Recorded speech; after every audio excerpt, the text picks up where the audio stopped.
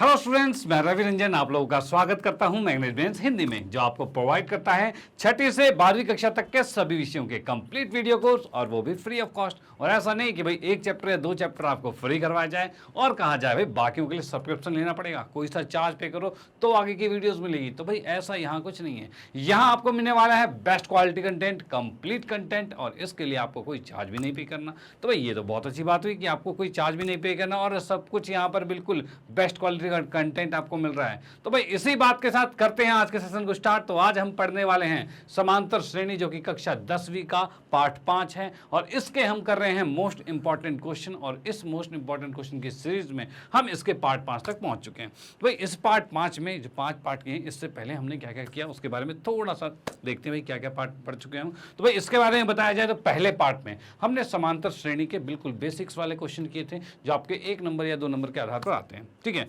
Second part में हमने किया भाई nवें पद के आधार पर जो थोड़े से अच्छे क्वेश्चन थे उनको किया, जो कि आपके एग्जाम में बिल्कुल एग्जाम के पॉइंट ऑफ व्यू से थे। उसके बाद क्या है भाई, तीसरे पार्ट के अंदर n पदों के योग के आधार पर हमने क्वेश्चंस किए। ओके भाई, उसके बाद चौथे पार्ट के अंदर कहा जाए तो भाई इसमें हमने nवा पद, जो n पदों का योग 1/n में n है, या m का पद mवा पद जो है 1/n है। मतलब इस तरह के जो क्वेश्चन तो थोड़े से कॉम्प्लिकेटेड वाले आते हैं। ठीक है, जो जिसको आते भाई हर बच्चों की हालत खराब हो जाती है। तो भाई उस तरह के क्वेश्चंस भी किए।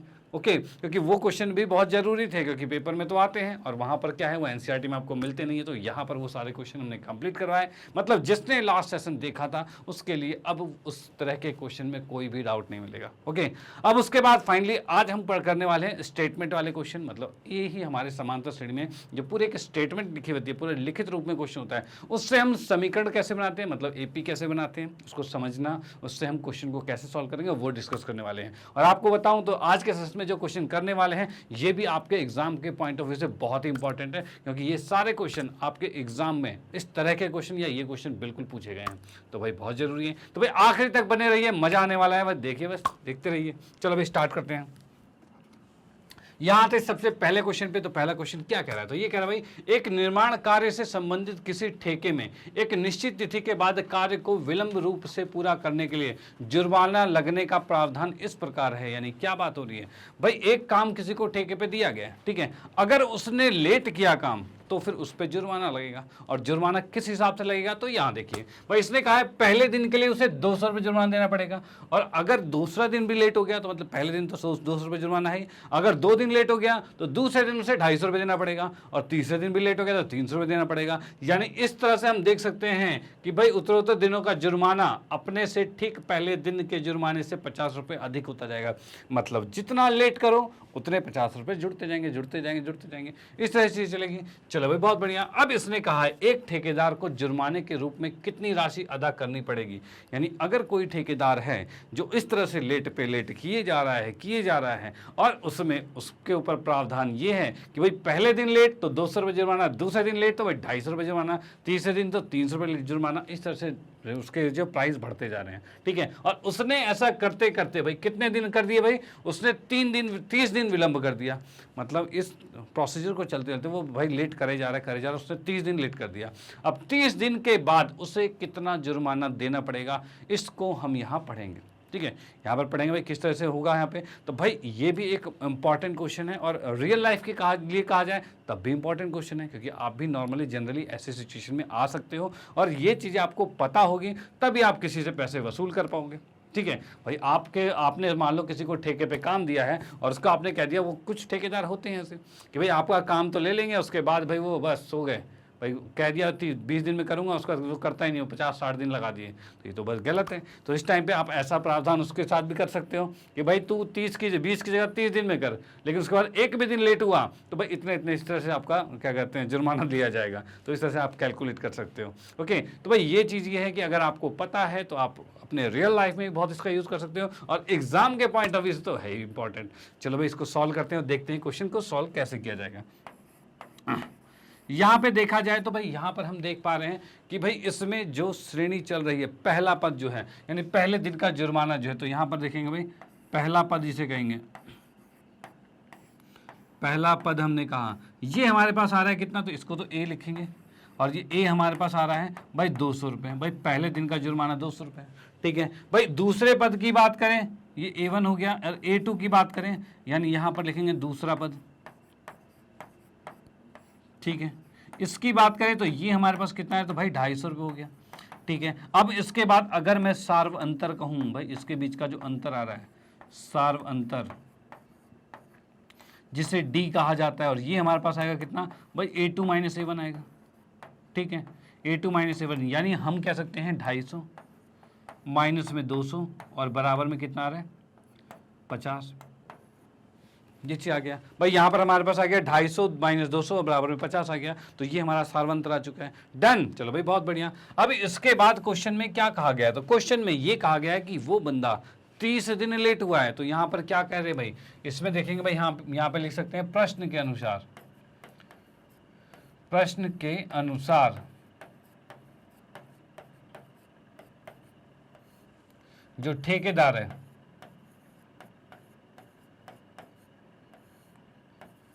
30 दिन, भाई क्या बोल रहा है, ठेकेदार 30 दिन का विलंब करता है, ठीक है। तो यहां पर लिखेंगे ठेकेदार 30 दिन का विलंब,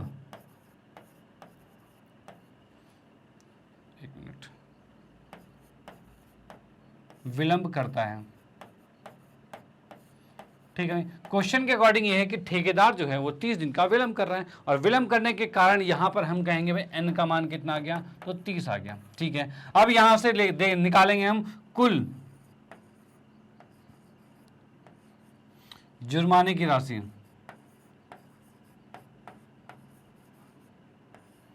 कुल जुर्माने की, एक मिनट,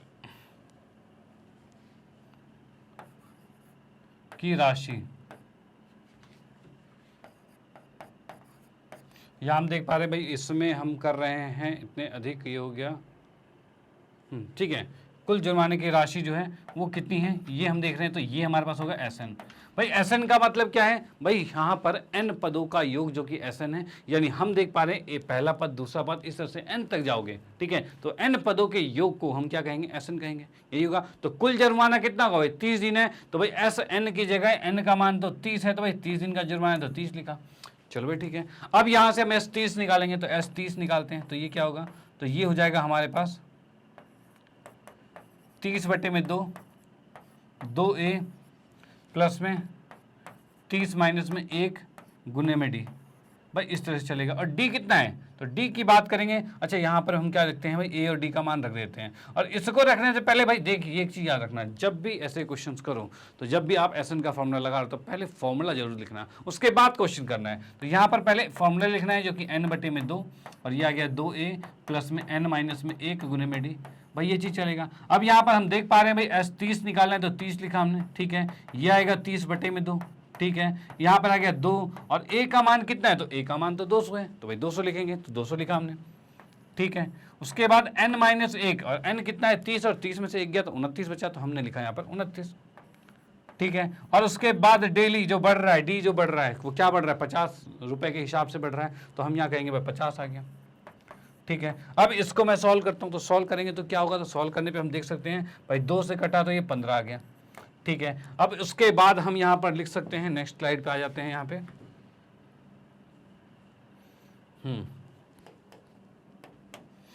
हाँ जी नेक्स्ट स्लाइड पे आएंगे। S30 का मान हमारे पास कितना आ रहा है, तो भाई S30 का मान आ रहा है भाई 15, और ब्रैकेट में, और ब्रैकेट की बात करें तो यहाँ पर हम देखेंगे भाई 200 दूनी 400 आएगा, और यहाँ पर ये गुना हो रहा है, तो हमने लिखा भाई क्या भाई 400 प्लस में 29 गुने में 50, भाई यही आएगा। तो यहाँ पर क्या कर सकते हैं भाई, 15 तो ठीक है, ये 400 तो ठीक है, इसको मैं गुना करता हूँ तो कितना आएगा, तो 5 या 15, और यानी कि 145 ये आएगा, भाई ये चीज़ आ गया।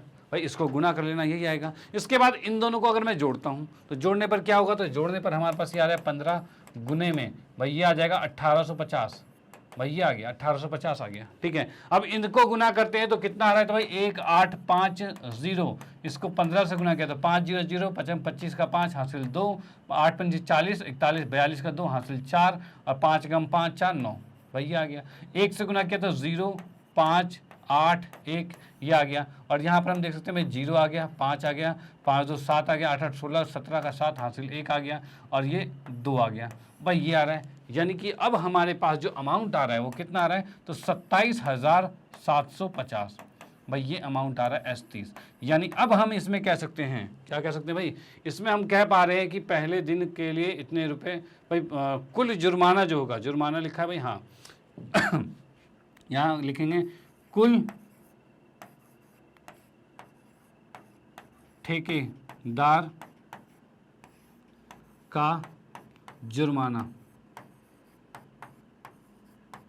भाई कुल ठेकेदार का जुर्माना जो आ रहा है वो कितना आ रहा है, तो इसको हम यहाँ लिख सकते हैं, ये आ गया हमारे पास ₹27,750। भाई ये आ गया, ये हमारे पास टोटल जुर्माना आ गया, यानी कि वो ठेकेदार टोटल 27,750 रुपये का जुर्माना पे करेगा वो।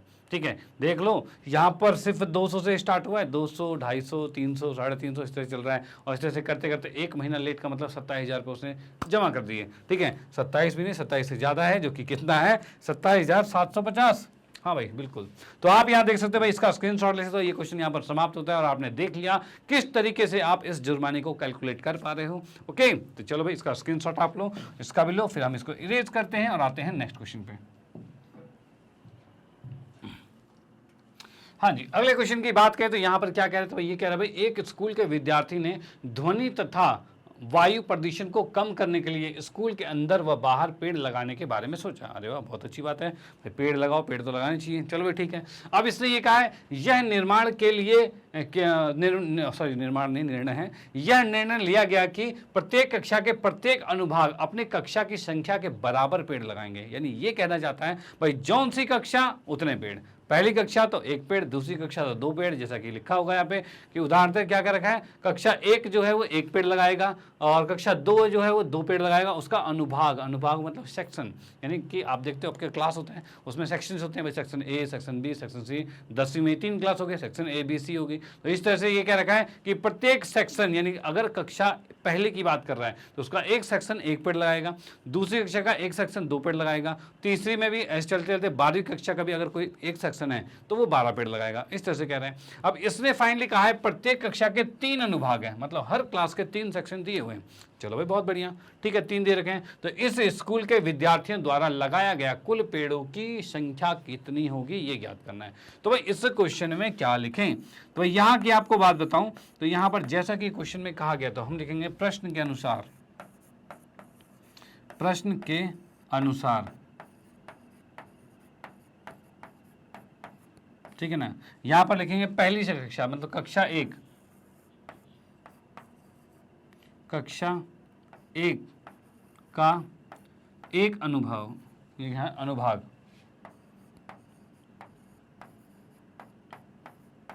ये पेड़ लगा रहा है भाई 1, ठीक है, ये 1 पेड़ लगा रहा है, ठीक है। उसके बाद हम देखते हैं भाई कक्षा 1 के, भाई कक्षा 1 का 3 अनुभाग, जैसा कि क्वेश्चन में कहा गया था भाई हर सेक्शन के 3 अनुभाग है, तो इसके भी 3 होंगे, तो 3 अनुभाग मतलब 3 पेड़ लगाएंगे।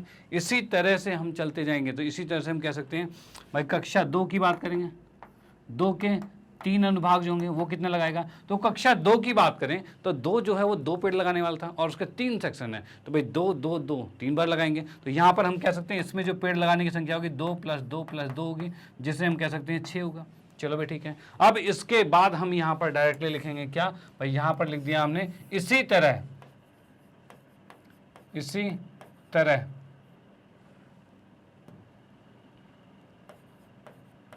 भाई इसी तरह की बात करें और इसके बाद सीधे लिखेंगे कक्षा 3 जो, अच्छा इसको पूरे सीधे को लिख देते हैं, सीधे सीरीज बनाते हैं, इसमें कोई वो नहीं भाई, इसी तरह से लिख दिया भाई, जैसे कि हम देख पा रहे हैं पहला 3 है, दूसरा 6 है, तो इस तरह सीरीज बन जाएगी क्या भाई, 3 बच गया, 6 बच गया। अब इसका तीसरी क्लास जो है, तीसरी कक्षा जो है वो 3 पेड़ लगाएगी और उसके 3 सेक्शन है, मतलब 3 3 3 लगाएंगे, तो भाई 3 3 9 हो जाएगा, तो हम 9 कर सकते हैं। इसी तरह से चौथी क्लास की बात करें तो 4 पेड़ लगाएगा और 4 भी वो भी 3 सेक्शन है, मतलब 4 4 4 कितना हुआ, 4 3 12 हो गया, तो यहाँ पर ये 12 पेड़ लगा रहे हैं, ठीक है। इस तरह से बढ़ते बढ़ते बढ़ते 12वीं कक्षा में आता है और 12वीं कक्षा में जाने के बाद 12 को जब हम 3 से गुना करेंगे, और वो भी क्यों, क्योंकि 12वीं कक्षा के भी तो 3 सेक्शन है भाई, 12 12 12 तीनों लगाएंगे, तो 12 दूनी 24, 12 36, यानी यहाँ पर हम देख पा रहे हैं 36 आ गया। चलो भाई ठीक है, यहाँ पे आ गया। इसमें कहा जाए पहला पद जो होगा वो क्या है, तो 3 है। इसका सार्वंतर क्या है, तो भाई इसके बीच का अंतर जो कि हम देख पा रहे हैं 3 का ही अंतर है, ठीक है। और इसमें कहा जाए n कितना है, तो n का मतलब भाई पदों की संख्या, तो भाई कितनी कक्षा है, तो कक्षा तो 12 है, ठीक है। तो हम यहाँ पे कह सकते हैं n का मान 12 हो गया, ठीक है। an कितना है, तो an हमें 36 दे रखा है, यानी कि अंतिम पद जो है वो 36 दे रखा है। अब इसने कहा है कुल पेड़ कितने हो रहे, इस स्कूल के विद्यार्थियों द्वारा लगाए गए कुल पेड़ों की संख्या ज्ञात करनी है। मतलब हमें ज्ञात करना है क्या, तो हमें ज्ञात करना है S12, ठीक है। और S12 कैसे निकलेगा, तो Sn निकालेंगे, जो कि होता है क्या है, n/2, 2a। और एक चीज़ देखो, जब अंतिम पद पता है तो हम ये फॉर्मूला लगाएंगे, a + an लगाएंगे। भाई ये फॉर्मूला लगाएंगे जब अंतिम पद आपको पता है, और यहाँ पर तो पता है हमें, तो भाई बिल्कुल करेंगे। तो यहाँ पर हम लिख पा रहे हैं भाई S12 बराबर 12/2, और पहला पद 3 है और अंतिम पद कितना है, तो इसको कह सकते हैं भाई an मतलब 36 है। भाई ये आ गया। अब इसको मैंने भाग किया तो भाई ये 6 पे कट गया, तो यहाँ पर 6 आ रहा है, और इसको कहेंगे तो ये आ रहा है 39, भाई ये आ रहा है, ठीक है। अब भाई ये तो आ गया। अब इसको जब गुना करते हैं तो कितना आएगा, तो भाई इसको गुना करेंगे तो 6 × 24 मतलब 240 में से 6 घटाएंगे, कितना बचेगा भाई 234 बचेगा। तो भाई 234 लिख दिया हमने। कैसे करना है गुना भाई, भाई यहाँ पर आपको पता है 6 को 40 से गुना करना बड़ा आसान होगा, 39 है ना, 6 को 40 से गुना करना बड़ा आसान होगा। 6 × 24 का 240 आएगा। अब एक कम है तो 240 में से 6 कम कर दो, ठीक है। तो कितना आ रहा है, 234 आ रहा है। ऐसे करो तो बहुत अच्छा रहेगा, बाकी नहीं तो फिर गुना करना तो आपको आता ही है, गुना करो डायरेक्टली आएगा। तो यहाँ पर हम कह सकते हैं कुल पेड़ों की संख्या कितनी आ गई, 234 आ गई। तो हम यहाँ पर लिख देते हैं कुल पेड़ों की संख्या,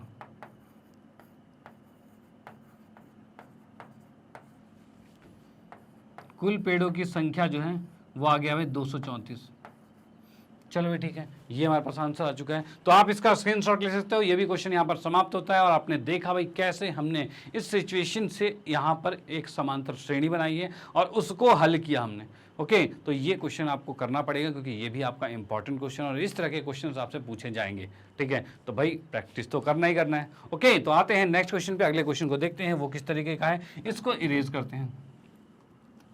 हाँ जी, अगला क्वेश्चन जो हमारे पास दे रखा है, इसमें दे रखा है 200 लट्ठे जो हैं, यहाँ पर जो 200 लट्ठे हैं, ठीक है। इसके बारे में क्या रखा है, को ढेरी के रूप में इस प्रकार रखा जाता है, मतलब इसको ढेरी में ऐसे रखा जाता है कि भाई 20 लट्ठा सबसे नीचे वाली पंक्ति में, 19 उसके ऊपर वाले में, और 18 उसके अगले वाले में। मतलब इसमें क्या रखा है, पहले में 20, दूसरे में 19, फिर 18, फिर 17, इस तरह से लगा रहे हैं। चलो भाई ठीक है, इस तरह से लट्ठे लगा दिए गए।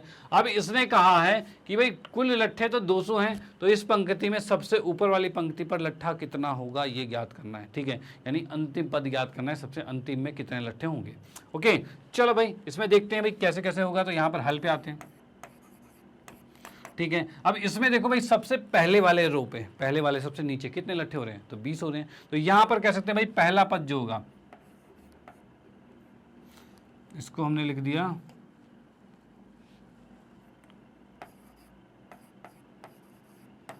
पहला पद, ये हमारे पास आ रहा है ए, और ए कितना है भाई पहला पद, तो भाई 20 लट्ठे रखे गए हैं। उसके बाद दूसरे पद की बात करें,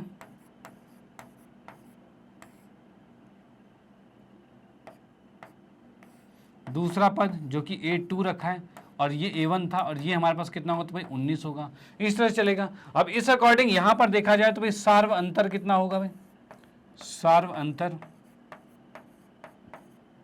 इसको निकालेंगे D, और D का मान निकलेगा भाई A2 माइनस में A1 होगा। और इसमें हम देख पा रहे हैं भाई 19, ये हमारे पास आ रहा है भाई 19 माइनस में 20, और जिसे हम -1 लिख सकते हैं। चलो भाई ठीक है, सार्व अंतर -1 आ गया, डन। चलो भाई ठीक है। उसके बाद क्या कह रहा है भाई, सार्व अंतर अगर -1 आ गया तो हम यहाँ पर देख पा रहे हैं कि 200 लट्ठे, यहाँ पर क्या है भाई, टोटल लट्ठे कितने 200 हैं। यानी कहा जाए कि ये मान लो n नंबर तक गया है ऊपर, तो सबका जोड़ तो 200 है ना। तो यहाँ के अकॉर्डिंग हम कहेंगे Sn जो है वो कितना है, 200 दे रखा है भाई। Sn 200 मतलब सारी पंक्तियों में रखे लट्ठों का योग जो है वो 200 है, क्योंकि 200 ही लट्ठे हैं, उसी को सजाना है हमें। तो भाई ये चीज़ आ गया। अब देखो इसके अकॉर्डिंग हमें ज्ञात करना है कि पहले तो ज्ञात करेंगे भाई कितने रोज आएंगे, मतलब कितने लट्ठे का, जैसे पहला है, दूसरा है, तीसरा, इस तरह से कितने लाइन आएंगे इसके, ठीक है। उसके बाद अंतिम वाले में कितना होगा, मतलब An फाइंड करना है। यानी फाइनली हमें An फाइंड करना है, और An के लिए हम क्या करेंगे, पहले लिख देता हूँ भाई An फाइंड करना है, An हमें ज्ञात करना है। अब An ज्ञात करने के लिए पहले n तो पता होना चाहिए, तो भाई पहले n निकालेंगे, और n कैसे निकालेंगे, तब हम लिखेंगे भाई Sn बराबर में कितना लिखा है, 200 लिखा हुआ है, ठीक है। और Sn को लिख सकते हैं n बटे में 2, 2a प्लस में n माइनस में 1 गुने में d, और इसके बराबर में आ गया 200। चलो ये चीज़ आ गया, ओके। अब इसमें देख सकते हैं भाई n बटे 2 तो लिखा हुआ है, तो यहाँ पर जो जो मान हमें पता है वो यहाँ पर रख देते हैं। तो n तो नहीं पता तो n बटे 2 रखा, ठीक है। 2a की बात करें तो a कितना है, 20 है, तो हमने रखा 20, ठीक है। प्लस में n माइनस में 1 गुने में d कितना है, -1, तो ये भी रख दिया। चलो ठीक है, उसके बराबर में 200 है। अब यहाँ पर हम क्या कर सकते हैं, नीचे वाले 2 को उस साइड जाके गुना कर सकते हैं भाई, बिल्कुल। तो यहाँ पर हमने n लिखा, ठीक है। 20 को 200 गुना किया तो 40 आएगा, इसको अंदर गुना किया तो भाई -n प्लस में 1 आएगा, भाई ये चीज़ आ गया। और इसके बराबर में 2 को 200 से गुना करेंगे तो 2 गुने में 200 आ गया, जो कि हम कह सकते हैं ये 400 आ चुका है। डन, चलो भी ठीक है। अब इस n को अंदर गुना करेंगे, अच्छा अंदर क्या है, 40 और 41 होगा, ठीक है। n को अंदर गुना करेंगे तो भाई 41n आएगा, ठीक है। n को n से गुना करेंगे तो n का वर्ग आएगा, अब बराबर में 400 आ रखा है। चलो भाई बहुत बढ़िया। इस पूरे को उठा के उस साइड लेके जाएंगे तो यहाँ हम देख पा रहे हैं भाई क्या आ रहा है, तो 0 बराबर में आ रहा है भाई n का वर्ग माइनस 41n और बराबर में प्लस में 400, भाई ये चीज़ आ रहा है हमारे पास, ओके। अब इसको तोड़ेंगे भाई, कैसे तोड़ा जाए, यानी कि क्या होगा, इसका करना पड़ेगा गुणनखंड, और गुणनखंड में देखेंगे भाई कैसे हम तोड़ें कि भाई ये 41 है। मतलब इसमें ये करना है कि ऐसे 2 संख्याएं बताओ जिनको जोड़ने पर तो 41 आ रहा हो, ठीक है, और गुना करने पर 400 आ रहा हो, भाई ये कैसे होगा। भाई यहाँ पर हम देख पा रहे हैं 41 क्यों आ रहा है भाई, इसमें हमने देखा प्लस में 1 आ रहा है, ठीक है, बिल्कुल ठीक है। तो आते हैं नेक्स्ट पे, अगले पेज पे देखते हैं। यहाँ पे n का वर्ग माइनस में 41n प्लस में 400 बराबर में 0, ये लिख दिया है। और इसका फैक्टर करना है तो भाई फैक्टर यहाँ पर चेक करते हैं। तो यहाँ पर क्या चीज़ आ रहा है भाई, ये लिखा हमने 400, ठीक है। इसको 2 से किया तो 200 आएगा, ठीक है। 2 से किया तो 100 आएगा, ये भी ठीक। 2 से किया तो 50 आएगा, फिर 2 से किया तो भाई 25 आएगा, ठीक है। उसके बाद क्या करा भाई, 5 से किया तो भाई 5 आएगा, और 5 से किया तो 1 आएगा, भाई ये चीज़ आ रहा है। अब देखो जैसा कि मैंने अभी थोड़ी देर पहले भी बताया कि भाई इसमें बीच वाले को ऐसे तोड़ना है जिनको जोड़ने पर 41 है और गुना करने पर 400 आए। भाई इसमें देख लेना, इस सबको गुना करके 400 ही आएगा, ठीक है। अब इसमें से 2 अलग अलग सेक्शन देखो भाई, जिसको तो जोड़ने पर 41 आ जाए और गुना करने पर 400 आ जाए। तो देखो यहाँ पे क्या है, 2 दूनी 4 दूनी 8 दूनी 16, मतलब ये 16 आ रहा है, और ये 5 5 25 आ रहा है, और 16 और 25 जोड़ोगे कितना होगा, तो 16 और 25 41 होता है, और 16 और 25 से गुना करोगे तो कितना होगा, तो भाई बिल्कुल 400 होता है। तो यानी कि यहाँ पर हम इसको कर सकते हैं n का वर्ग माइनस में 16n माइनस में 25n प्लस में 400 बराबर में 0, भाई ये चीज़ आ गया।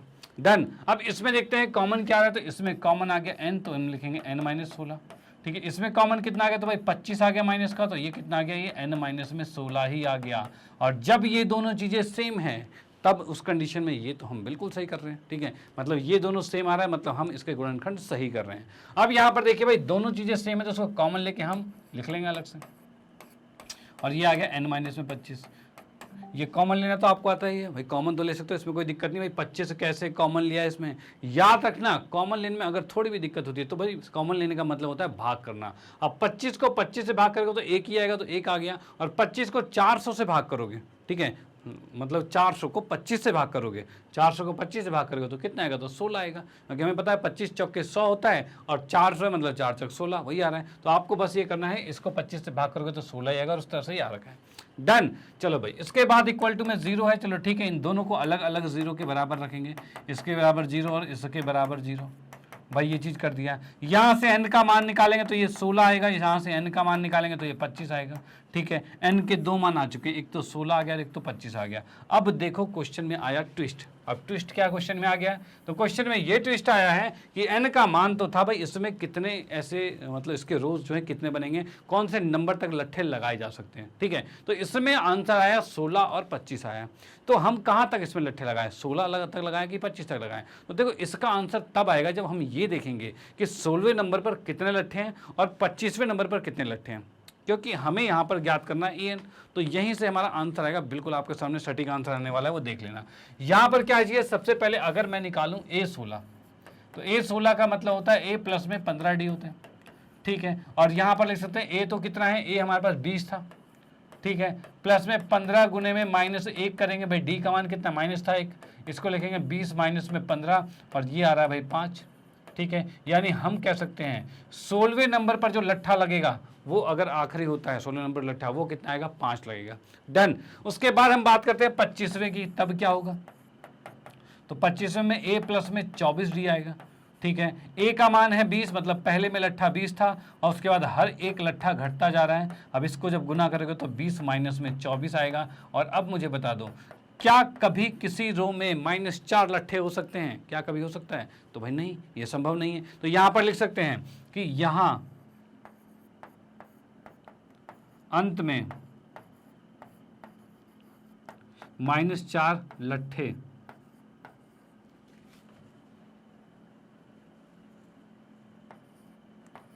संभव नहीं है।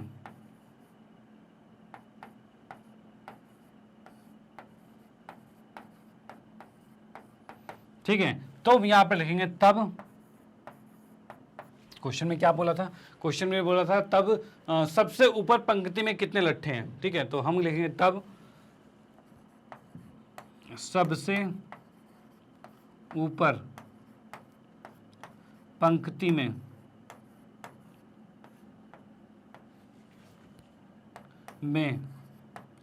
भाई कितने लट्ठे हैं? भाई 5 लट्ठे हैं। भाई अंत में कितने? 5 लट्ठे हैं। 5 लट्ठे हैं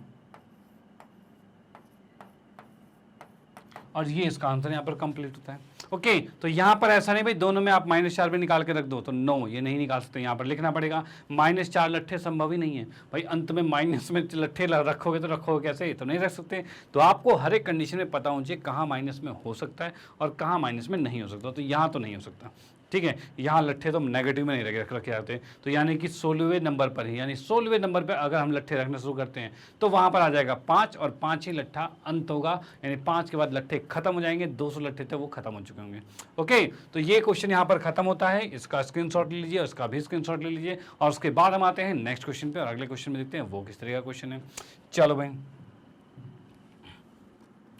हाँ जी, अगले क्वेश्चन की बात करें तो यहाँ पर ये कहा जा रहा है कि भाई राघव जो है वो 1,20,000 रुपये में एक दुकान खरीदता है। चलो भाई, बहुत अच्छी बात है।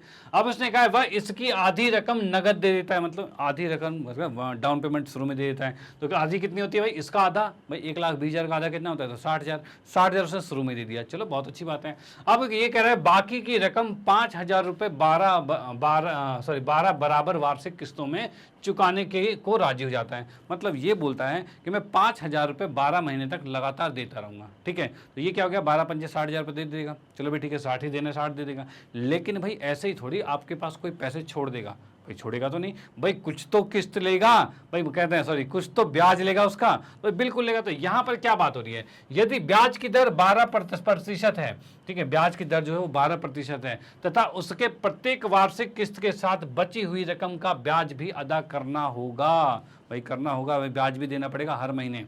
चलो ठीक है, तो दुकान के लिए अदा की जाने वाली कुल रकम ज्ञात कीजिए, मतलब दुकान के लिए जो टोटल रकम उसे देनी होगी वो ज्ञात करना है। तो यहाँ पर देखते हैं भाई सॉल्यूशन में,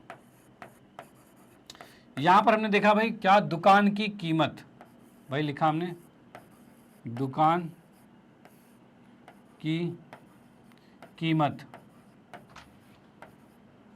भाई ये हमने लिख दिया ₹1,20,000।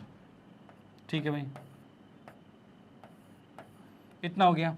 अब उसके बाद क्या है? अदा की गई राशि, बस शुरू में जो अदा की गई है, आधी रकम अदा नगद देते हैं, मतलब नगद दी गई राशि।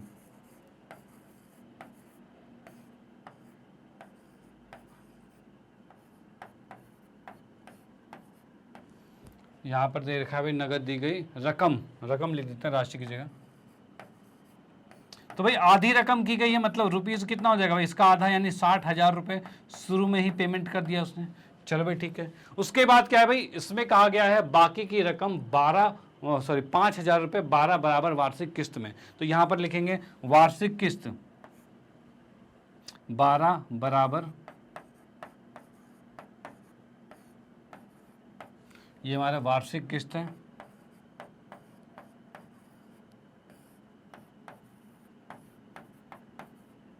भाई 12 बराबर वार्षिक किस्त की बात करें तो ये हमारे पास कितना आ रहा है? तो इसकी बात करें तो ये हमारे पास आ रहा है भाई ₹5,000। ये 5,000 रुपये रुपीज़ आ रहा है।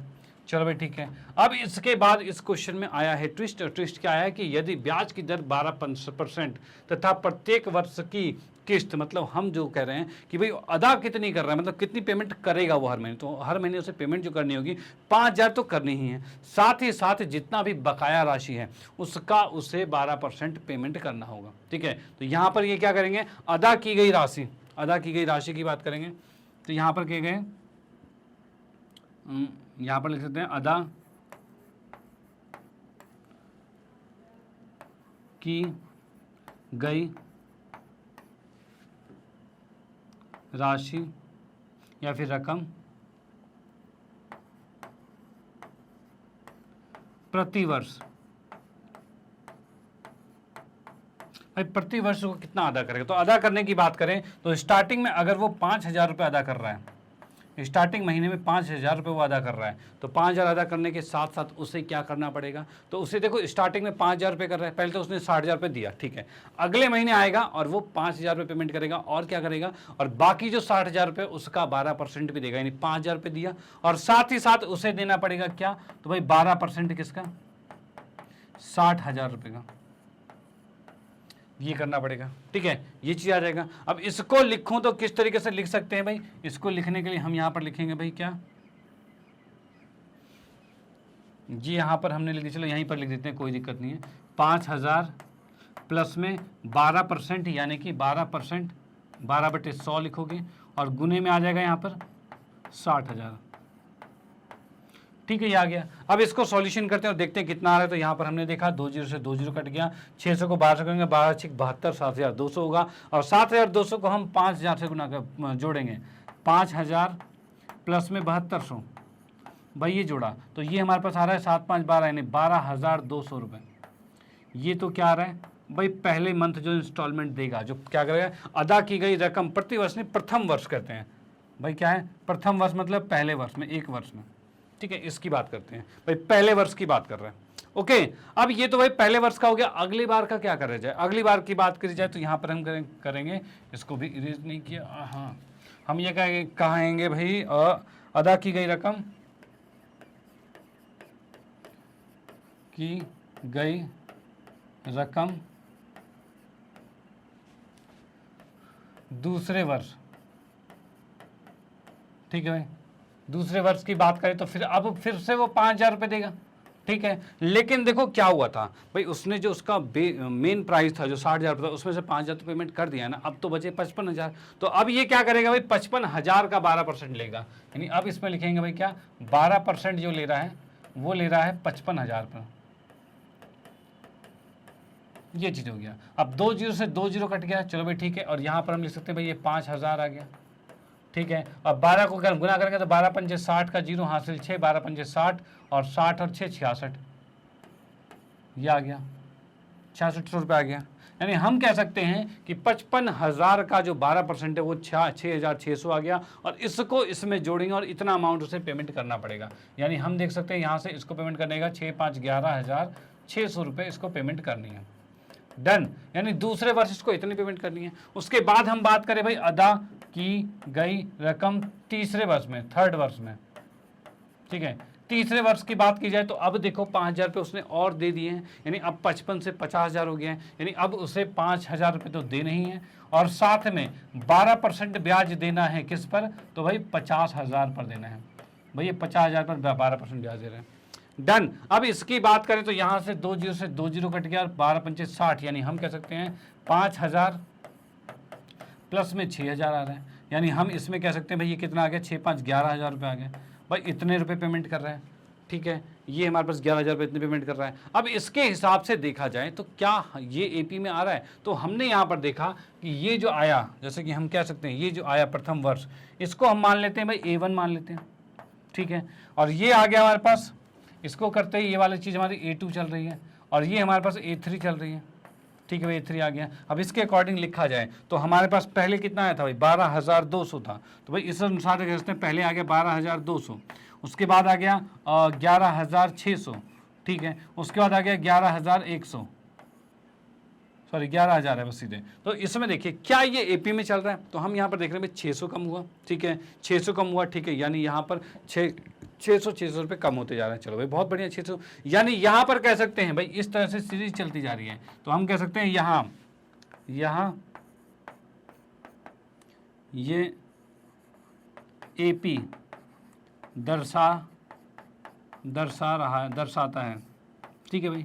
ये भाई क्या हो रहा है, एपी दर्शा रहा है। चलो भाई ठीक है, ये हमने लिख दिया एपी दर्शा रहा है। अब क्वेश्चन में क्या कहा गया है, तो क्वेश्चन में ये कहा गया है कि भाई 12% चलता जा रहा है, तो दुकान के लिए अदा की जाने वाली कुल रकम ज्ञात कीजिए, मतलब टोटल प्राइस बताना है इसे। तो आपको पता है कि इसने चुना है 12 वर्ष के लिए, कहा गया 12 बराबर वार्षिक किस्त दे रहा है, ठीक है 12 बराबर वार्षिक किस्त दे रहा है, यानी यहाँ पर हमने 3 वर्ष का तो देख लिया, ठीक है, और इसके अकॉर्डिंग भाई प्रथम पद हमने देख लिया इतना है, द्वितीय पद इतना है, तृतीय पद इतना आ गया, और इस अकॉर्डिंग सार्व अंतर भी निकाला जाता है, और इसमें पहले 12 पदों का योग ज्ञात कर लेते हैं और वही टोटल अमाउंट से देना होगा। तो यहाँ पर हम देखेंगे भाई क्या, तो इसमें हम कह सकते हैं भाई ए कितना आ गया है, भाई ए आ गया, यहाँ पर लिख देते हैं तब ए हमारे पास आ गया 12,200, अच्छा 1 0 कम है यहाँ पे, ठीक है 12,200, और उसके बाद डी जो आ गया वो कितना है, तो भाई 600 रुपये घट रहा है, 600 रुपये घट रहा है, तो यानी हम कह सकते हैं डिफरेंस जो आया है वो -600 है, भाई हर बार 600 रुपये घट रहा है तो -600 है,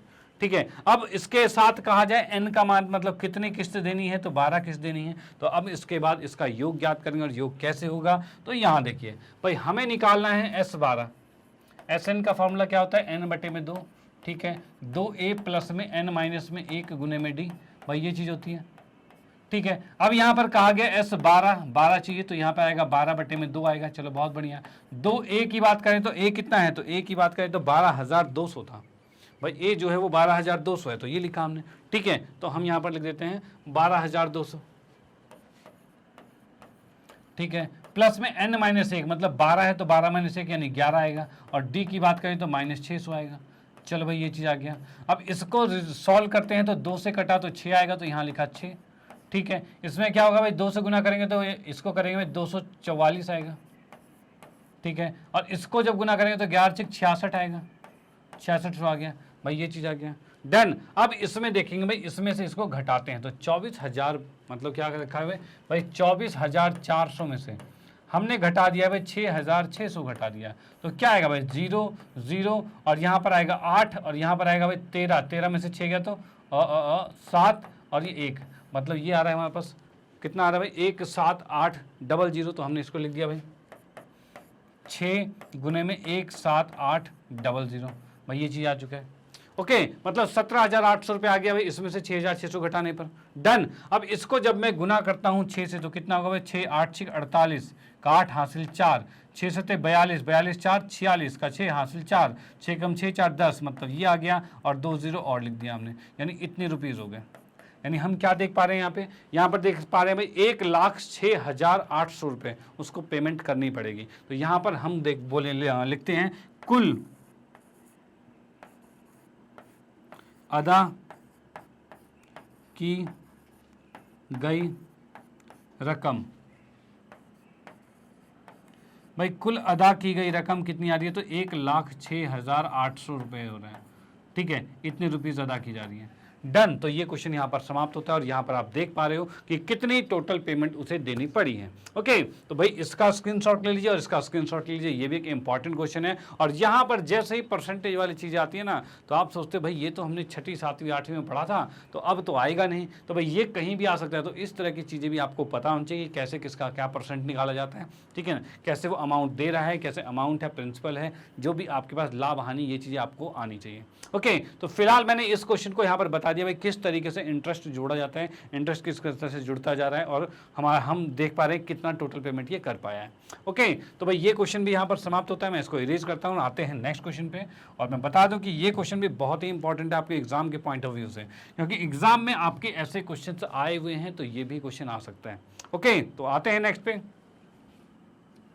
हाँ जी, अगले क्वेश्चन की बात करें तो यहाँ में देखा 3 अंकों के एक धनात्मक पूर्णांक के अंक समांतर श्रेणी में है, मतलब 3 अंकों का अंक क्या होता है, तो जैसे कि मान लो 567 लिखा हुआ है, तो ये क्या है, पहला अंक, दूसरा अंक, तीसरा अंक, ऐसे यही चीज़ है। अब इसने ये कहा है कि 3 अंकों के धनात्मक पूर्णांक के अंक जो है वो समांतर श्रेणी में है। तो इसने कहा है जब पहला अंक, दूसरा अंक, तीसरा अंक, तीनों क्या है, समांतर श्रेणी में है। समांतर श्रेणी का मतलब ये है, जैसे इसको देखा तो ये भी समांतर श्रेणी में 5, 6, 7। भाई इसको देखा जाए तो ये पहला, दूसरा, तीसरा, ये तीनों समांतर श्रेणी में, यानी इनके बीच का अंतर सेम है। तो ऐसी कोई संख्या है जो कि जिसके तीनों अंक जो है वो समांतर श्रेणी में। चलो भाई ठीक है। अब इसने कहा है तथा उनका योग जो है वो 15 है। भाई उनका योग कितना है, 15 है। तो भाई उनके योग 15, फिर इत्तेफाक से ये भी 15 ही आ रहा है। चलो कोई बात नहीं, कोई बात नहीं। यहाँ पर इसमें क्या है, जैसे कि हमें ये नहीं पता है, हमें ये नहीं पता है, हम कुछ भी इसमें इमेजिन कर सकते हैं, ठीक है। तो इसने ये कहा है भाई उनके तीनों अंकों का योग जो है वो 15 दे रखा है। जब भी 3 अंकों वाली बात करें तो आपको एक रूल बताया था लास्ट क्लास में, वो यहाँ पर फॉलो करना है। और वो क्या है, तो यहाँ पर देखिए हल में जब भी यहाँ पर 3 पदों की बात करें तो यहाँ पर मानते हैं, हमें माना एपी के 3 पद a माइनस डी, ए तथा a प्लस डी है। भाई यही 3 मानने हैं आपको। जब भी 3 पद की बात करें तो यही 3 मानने हैं, पहला a माइनस डी, दूसरा a और तीसरा a प्लस डी। डन। अब क्वेश्चन में ये कहा गया है कि भाई उन तीनों का योग जो है वो 15 है। 15 की बात करें तो भाई यहाँ पर मैं देखूँ भाई a माइनस डी प्लस, जैसे इसमें लिख देता हूँ प्रश्न के अनुसार, ही लिख देते हैं भाई जैसे प्रश्न कह रहा है। तो हमने लिखा है यहाँ पे प्रश्न के अनुसार। प्रश्न के अनुसार की बात की जाए तो यहाँ पर लिख सकते हैं हम a माइनस डी प्लस में a प्लस डी, और ये तीनों मिलके हमारे पास आ रहा है कितना, तो ये 15 आ रहा है। चलो भाई ठीक है, 15 आ रहा है। इसमें क्या कुछ कट रहा है, तो हमने यहाँ पर देखा d से d कैंसिल हो गया और तीनों a को जोड़ेंगे तो 3a बराबर में 15 आ रहा है। और यहाँ से हम देख पा रहे हैं भाई a का मान कितना आ रहा है, तो 15/3 आ गया और 3 × 5 = 15 आ गया। चलो भाई ठीक है, a का मान कितना आ गया, 5 आ गया। a का मान 5 आ चुका है। चलो भाई बहुत बढ़िया, a का मान 5 आ गया। अब इसके बाद क्या कह रहा है भाई, अंकों को उल्टे क्रम में लिखने पर। अब एक चीज बात करिए, याद रखिए कि जब भी 3 अंकों वाली संख्या होती है तो वो कैसी होती है। तो यहाँ पर मैं बात करूं कि अगर कोई भी 3 संख्या, जैसे 724 लिखा हुआ है, ठीक है, तो यानी ये क्या होता है, इकाई होती है, दहाई होता है, सैकड़ा होता है। यानी इसको लिखने के लिए हम क्या करेंगे भाई, 4 को तो 1 से गुना करेंगे, ठीक है, और 2 को हम 10 से गुना करेंगे। और उसके बाद इधर देखा जाए तो 7 को, अरे जगह नहीं बची तो कोई बात नहीं, नीचे लिख के दिखा देता हूँ मैं। जैसे कि 724 हो रहा है, तो यहाँ पर इकाई की बात करें तो भाई 4 गुने में 1 आएगा, ठीक है। दहाई की बात करें तो भाई 2 गुने में 10 आएगा, ठीक है। और सैकड़े की बात करें तो 7 गुने में 100 आएगा। यानी यहाँ पर क्या है, जो 3 अंक होंगे, 7 के साथ 100 गुना है, 2 के साथ 10 गुना है और 4 के साथ 1 गुना है। इस तरीके से ये चलेगी। डन। तो यहाँ पर आपको क्या देखना है, यहाँ पर इससे 3 अंक जो दिए हैं वो पहला अंक ये है, दूसरा अंक ये है, तीसरा अंक ये है। ये तीनों क्या है, तीनों मिलके एक 3 अंकों की संख्या बना रही है। तो उसको हमें इसी फॉर्म में लिखना पड़ेगा। यानी कि इसमें क्या करेंगे हम, जैसे कि पहला अंक हमें ये दे रखा है a माइनस डी, तो यहाँ पर लिखेंगे भाई a माइनस डी, ठीक है। यहाँ पर मैं यहाँ पर लिख देता हूँ 3 अंकों की संख्या,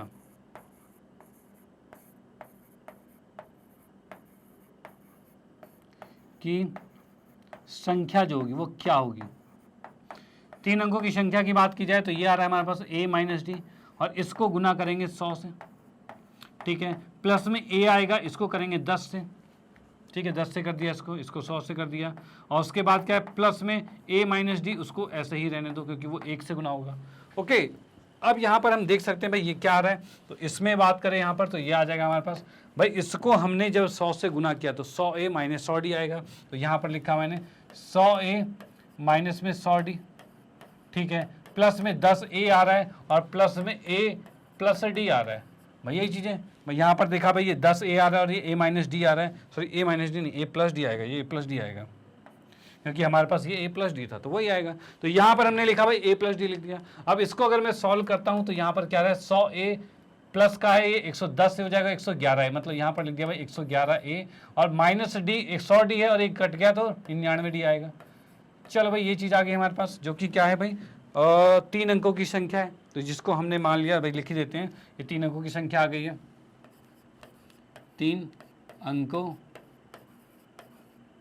की संख्या,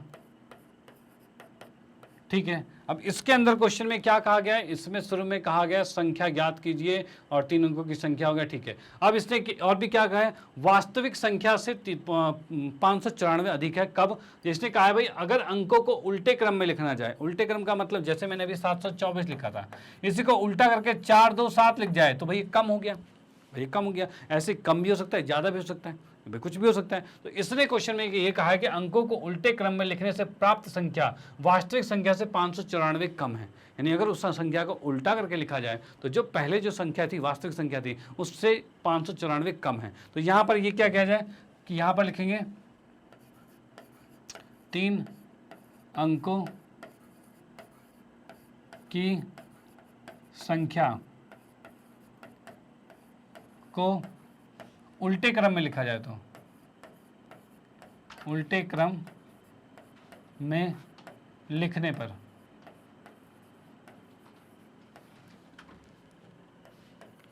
ठीक है भाई, इसको क्या करा गया, उल्टे क्रम में लिखा गया। तो उल्टे क्रम में लिखोगे तब क्या होगा, तब यहां पर आप देखोगे ये पहला होगा, ये दूसरा होगा, ये तीसरा होगा, ऐसे होगा। और पहले की बात करें तो भाई a प्लस डी आ रहा है, मतलब मैं लिख दिया भाई a प्लस में डी और इसके साथ आएगा 100 गुना में, ठीक है। फिर a आएगा, उसके साथ आएगा 10 और a माइनस डी के साथ कुछ भी नहीं आएगा। यहां पर लिखा भाई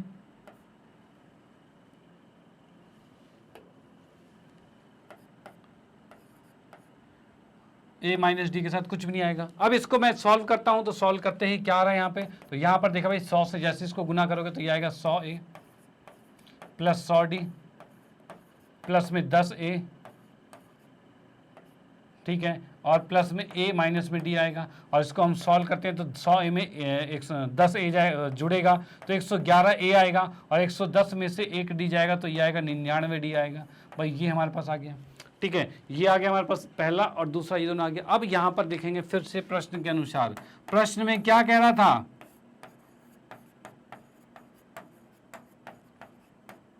भाई प्रश्न में कहा था जैसे ही हम इसको उल्टा करेंगे, ये संख्या पहले थी और ये संख्या बाद में आई है, उल्टा करने पर भाई ये संख्या इसको उल्टा करने पर ये आया है। तो यहाँ पर कह रहा है कि अंकों को उल्टे क्रम में लिखने से प्राप्त संख्या जो आई है वो वास्तविक संख्या से 594 कम है। यानी मैं कहूँ कि वास्तविक संख्या 111 a माइनस में 99d था और इसको उल्टा करने पर ये आया भाई, इसको उल्टा करने पर ये आया 111a प्लस में 99d, भाई ये चीज़ आ गया। अब इसने कहा है जो वास्तविक संख्या था, इसको उल्टा करने पर जो संख्या है उससे मतलब जो उल्टा करने पर जो संख्या आई है वो वास्तविक संख्या से 594 कम है। यानी यहाँ पर क्या हो रहा है भाई, इसने क्या कहा है कि भाई अंकों को उल्टे क्रम में लिखने पर प्राप्त संख्या वास्तविक संख्या से 594 कम है।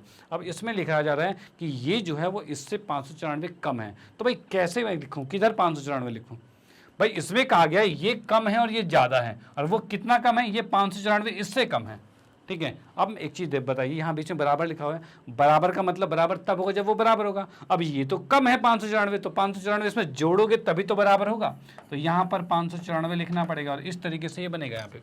ओके चलो भाई, अब यहाँ से हम समीकरण बनाते हैं। समीकरण कैसे बनेगा, तो भाई इसमें देख सकते हैं भाई 111 से 111 कट गया यहाँ पे, भाई कट गया, कोई दिक्कत नहीं। अब यहाँ पर हम देखेंगे भाई क्या, इसको उठा के इधर लेके जाएंगे, 594 इधर लेंगे तो ये 594 आएगा और ये इस साइड जाएगा तो 198 आ जाएगा, डी आ गया।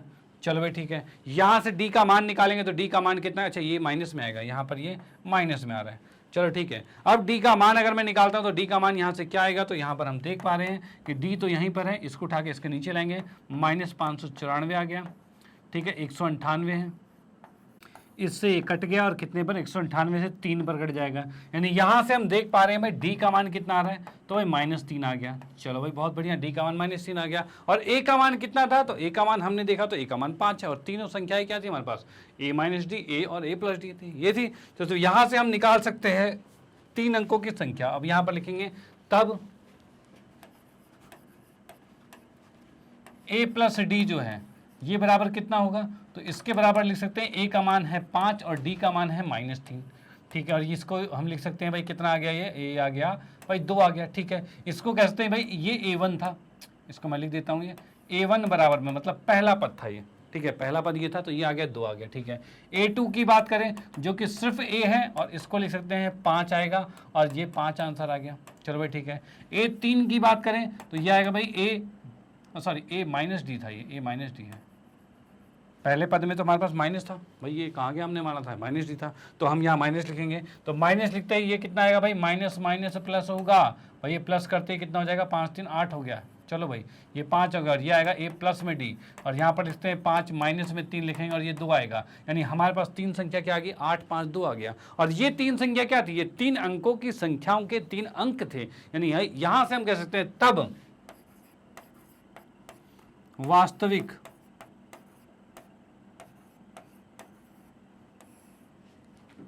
तीन अंक की संख्या, 3 अंकों की संख्या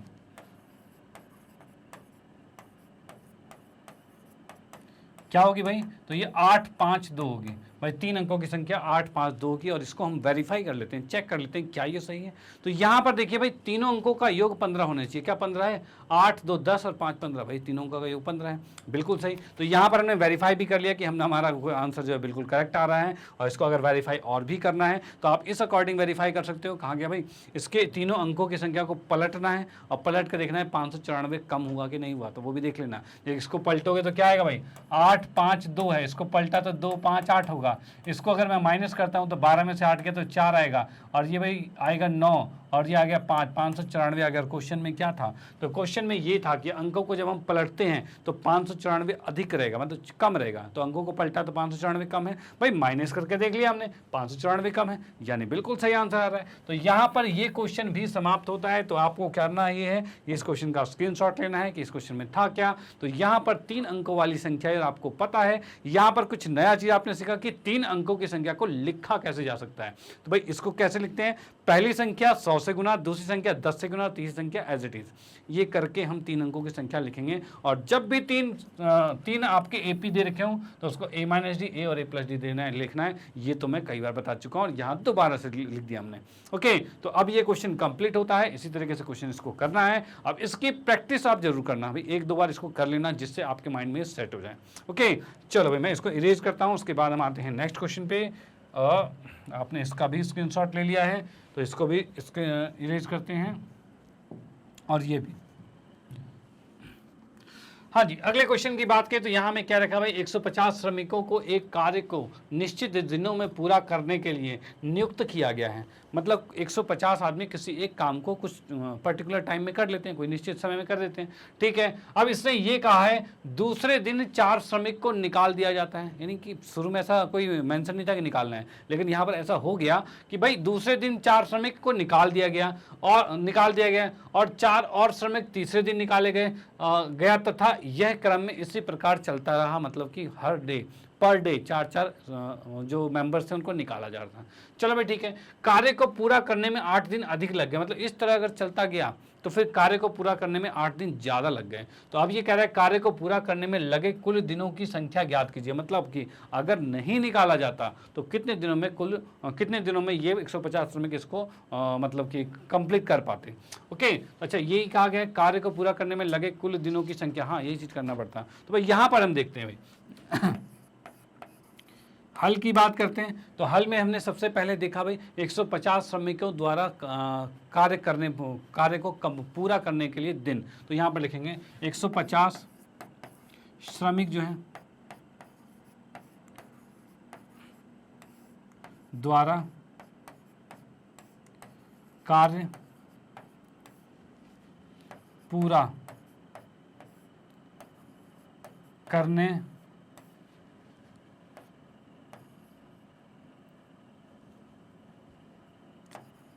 का समय।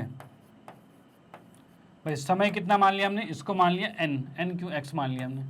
चलो भाई x मान लिया, डन। अब इसने ये कहा है x तो हमने मान लिया कि 150 श्रमिक मिलकर अगर काम कर रहे हैं तो x दिनों में वो काम को कंप्लीट कर देंगे, ठीक है। तो यानी इसमें कहा जाए भाई काम कितना होगा। भाई काम कितना होगा, तो काम की बात करें तो यहाँ पर मैं आपको बता दूं कि यहाँ पर अगर तुमने पढ़ा हुआ है स्पीड गुने में टाइम बराबर दूरी होता है।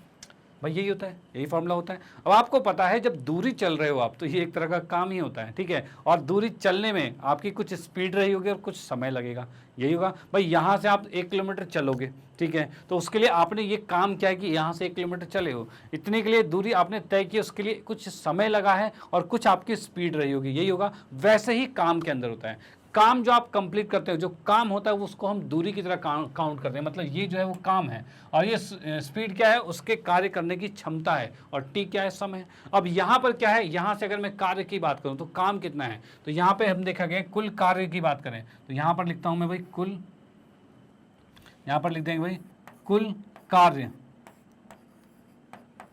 ये कितना आ जाएगा, तो भाई ये 150 को हम गुना करेंगे। भाई 150 क्या है, कुल एक श्रमिक, तो एक काम मतलब एक श्रमिक को उसी की स्पीड एक मान लिया गया, ठीक है, और वो एक्स समय तक काम कर रहे हैं, मतलब कुल कार्य जो है वो इतना है, 150 एक्स कार्य है वहाँ पे। डन। अब ये क्वेश्चन में ये कहा गया है कि वो 4 श्रमिक को निकालता जा रहा है, इन द सेंस अब क्या हो रहा है, प्रश्न के अनुसार लिखेंगे भाई, प्रश्न के अनुसार, ठीक है, प्रश्न के अनुसार हम कहेंगे श्रमिकों की संख्या, श्रमिकों की संख्या प्रतिदिन। तो हम यहाँ पे देख पा रहे हैं प्रतिदिन श्रमिकों की संख्या, और ये पहले दिन 150 है, अगले दिन 144 आ जाएगा, भाई 44 नहीं 46 आएगा, 4 कम हो रहा है, 142 आ जाएगा, और शून ऐसे बढ़ता जा रहा है। चलो भाई ठीक है, यार है ओके। अब ये भी करते करते कुछ दिनों में काम को कंप्लीट कर रहा है, और क्वेश्चन में क्या कहा गया है, क्वेश्चन में शुरू में कहा गया था कुछ 8 दिन का नाम लिया गया था, भाई क्या कह रहे थे, कार्य को पूरा करने में 8 दिन अधिक लग गया, मतलब इस कार्य को अगर इस तरीके से किया जाए तो 8 दिन ज़्यादा लग जाएगा, तो यानी इसके अकॉर्डिंग जो समय लग रहा है, समय कितना लग रहा है, तो 8x में 8 जुड़ जाएगा। डन। चलो भाई ठीक है, x में 8 जुड़ जाएगा, तो यहाँ पर मैं इसमें यहीं पर लिख देता हूँ, तो यहाँ पर अगर इसको जोड़ा जाए, यानी यहाँ पर क्या हो रहा है भाई, यहाँ पर क्या चीज़ है भाई, कुल तो कार्य इसके अकॉर्डिंग ये था हमारे पास, ठीक है, अब यहाँ पर इसको जोड़ा जाए तो ये भी कुल कार्य होगा, तो यहाँ पर मैं देखता हूँ भाई क्या होगा, तो यहाँ की बात की जाए तो जहाँ पर 8 दिन एक्स्ट्रा लग रहे थे तो हम इसमें लिख देंगे कुल लिया गया समय,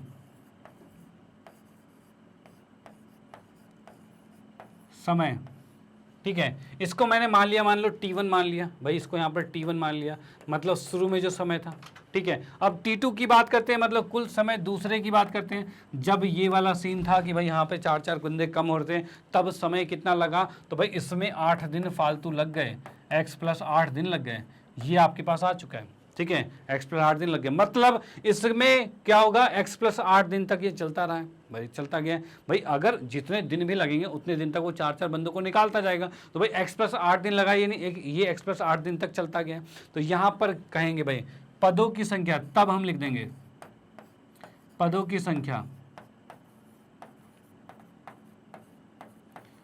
ये हमारे पास आ गया भाई कितना, x + 8, ये आ चुका है भाई, x + 8 आ चुका है। डन। अब यहाँ पर क्या चीज़ है भाई, इसमें हम करेंगे भाई इसका योग निकालेंगे। अब देखो काम तो उतना ही रहेगा भाई, ऐसे करो चाहे ऐसे करो काम तो उतना ही है, तो दोनों काम बराबर होंगे, तो इसको पहले जोड़ना पड़ेगा, तो यहाँ पर हम निकालेंगे कुल कार्य की बात करें तो ये क्या होगा, SN होगा, मतलब S, और ये आएगा x + में 8 होगा भाई, इतने दिन का यानी ये SN होगा। डन भाई, ये चीज़ होगा। अब यहाँ से हम S 8 + में x को निकालेंगे, और वो कैसे निकलेगा, तो यहाँ देखिए भाई, यहाँ पर हमने लिखा भाई S 8 + में x है, यानी x + में 8 है, इसके बराबर हो जाएगा भाई x + में 8 बटे 2a, a की बात करें तो कितना होगा, a हमें दे रखा है 150 प्लस में n - 1, n हमारे पास ये है, तो हमारे पास जाएगा x + में 8 माइनस में 1 गुने में d, मतलब -4 घटता जा रहा है, तो ये आएगा भाई, ये चीज़ आ रहा है, ठीक है। इसको हमने यहाँ पर देखा तो कितना हो रहा है भाई, ये x + में 8 है बटे में 2 है, और ये आएगा भाई 300, ठीक है। इसको गुना करेंगे तो ये आएगा भाई, x से गुना होगा तो -4x होगा, और ये 7 से गुना होगा तो 7 × 4 = 28 होगा भाई, ये चीज़ आ गया। x + में 8 बटे में 2 आएगा, और 300 में से 28 गया, ये भाई आएगा 272, इसको घटा लेना, 300 में से 28 जाएगा 272 आएगा। डन। अब माइनस में आ रहा है 4x, चलो भाई ये भी ठीक है।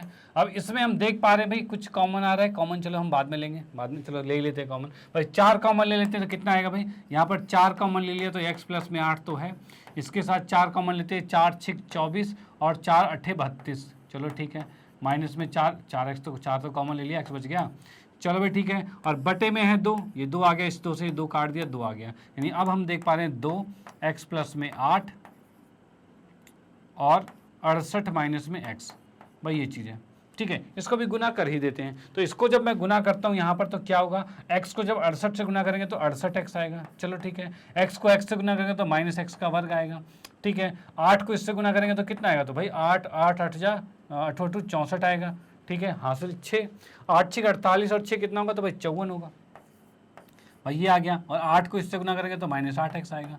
और यानी अब हम इसको कह सकते हैं 2 के साथ 68 में से 8 गया तो ये बच गया 60x, माइनस में x का वर्ग और प्लस में 544, भाई ये चीज़ आ चुका है, ठीक है। जो कि हमारे पास है ऐसे x प्लस में 8, और जो कि क्या था हमारे पास, तो ये हमारे पास था कुल कार्य, ये था ऐसा x प्लस में 8, और कुल कार्य यहाँ पर भी था 150x। तो भाई यहाँ पर हम देखेंगे समीकरण 1 और 2 से, समीकरण 1 और 2 से हम क्या कह सकते हैं, तो भाई यहाँ पर लिख देता हूँ मैं, समीकरण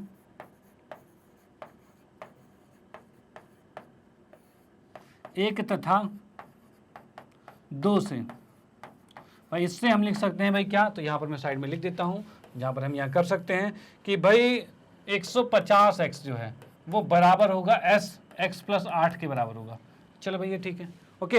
अब ये भाई x प्लस 8 का मान जो ये है उसको वहाँ पर रखते हैं, रखा तो क्या आ रहा है भाई 150x, चलो ठीक है, बराबर में लिखा 2 है, ठीक है। और ये है 60x माइनस में x का वर्ग और प्लस में 544, भाई ये चीज़ हमारे पास आ गया। यहाँ पर देखा 2 से ये कट गया तो भाई 75 पे कटेगा, यानी यहाँ पर हमारे पास आ गया 75x, और बराबर में कितना है 60x माइनस में x का वर्ग प्लस में 544, भाई ये चीज़ आ गया। इस पूरे को उठा के क्या इधर ला सकते हैं, तो भाई बिल्कुल ला सकते हैं। तो x के वर्ग को इधर लाएंगे, माइनस वाला इधर प्लस होगा, 60 प्लस का इधर माइनस होगा, तो भाई 75 में से 60 गया तो कितना बचा, तो भाई 15x, और ये 544 इधर आके माइनस होगा तो माइनस 544, और बराबर में 0 आ गया, चलो भाई ये भी ठीक है। अब इसके करते हैं गुणनखंड, और गुणनखंड कैसे होगा, तो 544 का गुणनखंड क्या होगा, तो भाई इसके गुणनखंड कर लेते हैं यहाँ पे। भाई 2 से भाग किया तो कितना आ रहा है भैया, तो ये 27 2 मतलब 272 आ रहा है, चलो ठीक है। और कुछ, तो भाई 2 से भाग किया तो कितना आ रहा है भाई, ये 2 से करें तो भाई 136 आ रहा है। फिर 2 से किया तो ये आएगा कितना भाई 6 8 68 आ गया। और 2 से किया तो ये 34 आएगा, और 2 से किया तो ये 17 आएगा, और 17 से किया तो ये 1 आएगा, चलो भाई ठीक है, ये गुणनखंड आ गए। अब हमें कैसे तोड़ना है, तोड़ना ये है कि इसको ऐसे तोड़ना है जिसको घटाने पर तो 15 है और गुना करने पर ये आए। भाई गुना करने की तो ये सीरीज है, इसमें से तोड़ के देखते हैं भाई किससे हमारा 544 भी आ रहा है और उनको घटाने पर 15 भी आ रहा है। तो यहाँ देखिए भाई 2 दूनी 4 दूनी 8 दूनी 16 दूनी 32, भाई ये 32 आ रहा है और ये 17 आ रहा है, 32 में से 17 गया कितना बचा, तो भाई ये बचा 15, अरे वाह बिल्कुल आ गया। 32 और 17 को गुना करेगा तो 544, और 32 में 17 गया तो 15 भी बच गया, यानी 32 और 17 इसके गुणनखंड आ गया, ठीक है। इस तरीके से आप निकाल भी सकते हो।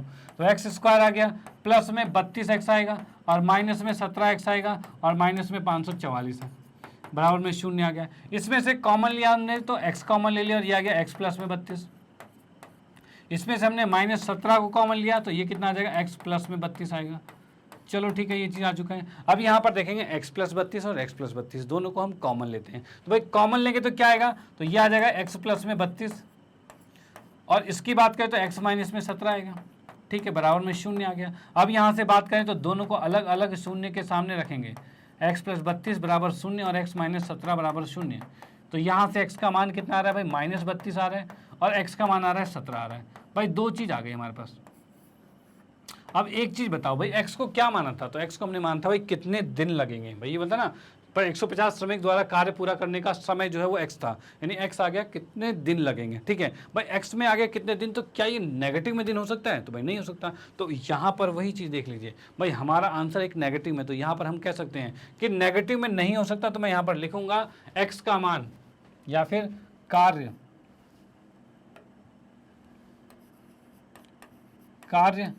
का समय -32 संभव नहीं है,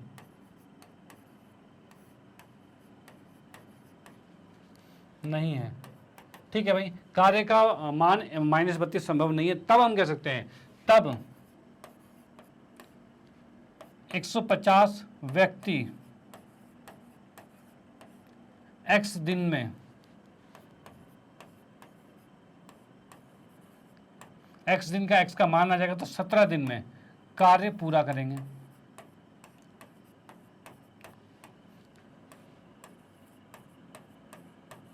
भाई ये तो हो गया कब, जब 150 व्यक्ति बिना कोई किसी को निकाले हुए, तो ये 17 दिन में हो रहा है। और उसके बाद क्या है, प्रतिदिन, उसके बाद लिखेंगे प्रतिदिन 4 व्यक्ति निकालने पर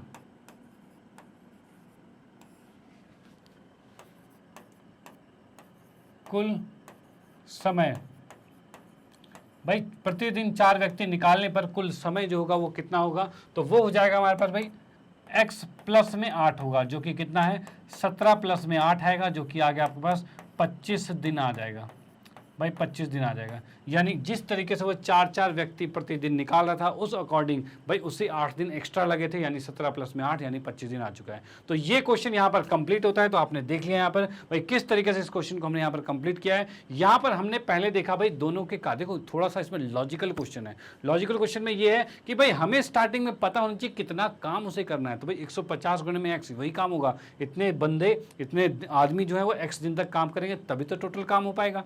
उसके बाद अगर 4 आदमी को कम करते जा रहे हैं तो उस कंडीशन में भाई ये जो सारे आदमी हैं जितना काम किया है भाई वो काम भी कंप्लीट ही कर रहे हैं, और उसको कंप्लीट करने में एक्स प्लस 8 दिन लग रहा है। तो उसके हिसाब से हमने यहाँ पर इसका योग निकाला, और योग निकाल के हम देखा भाई इतना हमारे पास आ रहा है, भाई इतना काम है। और ये चीज़ और पहले वाली चीज़ जो कि हमारे पास 150 एक्स है, दोनों बराबर है कि भाई काम तो एक ही है, ठीक है। दोनों को सामने रखा और एक्स का मान निकाला, और नेगेटिव एक्स नहीं हो सकता क्योंकि दिन जो होते हैं वो कभी भी नेगेटिव में नहीं होते, यानी काम करने का जो समय लिया गया है वो नेगेटिव में नहीं हो सकता। चलो भाई ठीक है। उसके बाद फाइनली फिर हमने देखा भाई ये हमारे पास -32 नहीं हो सकता, तो 17 हो सकता है। तो 17 150 व्यक्ति फुल स्ट्रेंथ में काम कर रहे हैं तब है, और अगर प्रतिदिन 4 व्यक्ति निकाले जाएं तो उस कंडीशन में हमारा 25 दिन आंसर होगा, और यही निकालना था, ठीक है। तो इसका स्क्रीनशॉट आपने ले लिया, और इसका स्क्रीनशॉट ले लिया, और उसके बाद फिर इसका भी ले लो, और फिर हम आते हैं नेक्स्ट क्वेश्चन पे। ओके चलो, हाँ जी, अगले क्वेश्चन की बात करते हैं। तो यहाँ पर नेक्स्ट क्वेश्चन क्या है, तो भाई ये देख रखा है भाई एक आलू की दौड़ है, वाह पोटैटो रेस, बड़ा मजेदार रेस है पोटैटो रेस। और इसकी बात करते हैं तो इसमें क्या रखा भाई, प्रारंभिक स्थान पर एक बाल्टी रखी हुई है, आप जैसा देख सकते हो स्टार्टिंग में एक बाल्टी रखी हुई है। चलो बहुत बढ़िया। अब इसने कहा है जो पहले आलू से 5 मीटर दूरी पर है, मतलब यहाँ पर क्या है, ये पहला आलू था, यहाँ पे भाई था हो गया क्योंकि उठा के डाल चुके हैं इसमें, ये पहला आलू था, ये से 5 मीटर दूरी पर था। उसके बाद ये कह रहा है तथा अन्य वस्तुओं को एक सीधी रेखा में, मतलब अन्य वस्तु क्या है वो आलू ही है, आलू को सीधी रेखा में क्या है भाई 3-3 मीटर की दूरी पर रखा है, भाई परस्पर 3 मीटर की दूरी पर रखा गया है। चलो भाई बहुत बढ़िया। सीधी रेखा पर कुल n आलू रखे हुए हैं, ये आलू कितने रखे हुए हैं, n आलू रखे हुए हैं। चलो भाई ठीक है, n आलू रखे गए हैं। अब इसने कहा है प्रत्येक प्रतियोगी बाल्टी से चलना शुरू करते हैं, मतलब अलग अलग प्रतियोगी हैं। पहला प्रतियोगी यहाँ से गया, उसने एक आलू उठाया रख दिया, दूसरा यहाँ से गया उसने अगला आलू उठाया और उसको रख दिया, तीसरा यहाँ से गया और अगला आलू उठाया फिर रख दिया, भाई ऐसे चलते जा रहे हैं। उसे लेकर वापस दौड़कर आकर बाल्टी में डालती है, ठीक है। दूसरा आलू उठाने के लिए वापस दौड़ती है और उसे उठाकर वापस बाल्टी में डाल दिया गया, ठीक है।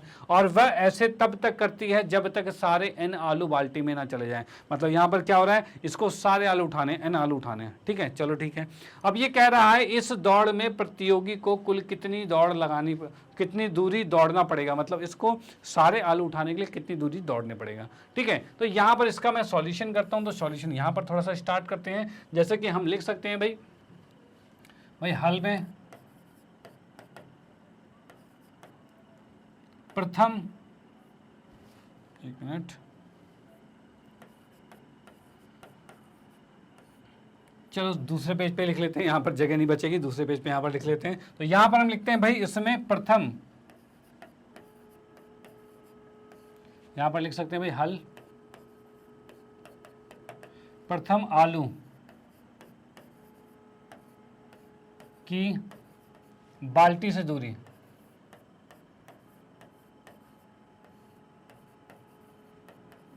भाई प्रथम आलू है इसकी बाल्टी से दूरी कितनी होगी। तो भाई दूरी की बात करें तो भाई यहाँ से क्या हो रहा है, तो भाई आप देख सकते हो ये 5 मीटर की दूरी पर था, लेकिन इसको अगर आलू उठाना है तो क्या करेगी, वो यहाँ से दौड़ते हुए 5 मीटर गई और वापिस 5 मीटर गई, यानी उसे 10 मीटर चलना पड़ेगा, 10 मीटर चलना पड़ेगा। तो हम यहाँ पर क्या लिख सकते हैं भाई प्रथम आलू की बाल्टी से दूरी कितनी है, 5 मीटर है, ठीक है भाई। और उसके बाद इसने कहा है तय की गई दूरी, मतलब कि प्रथम आलू बाल्टी से,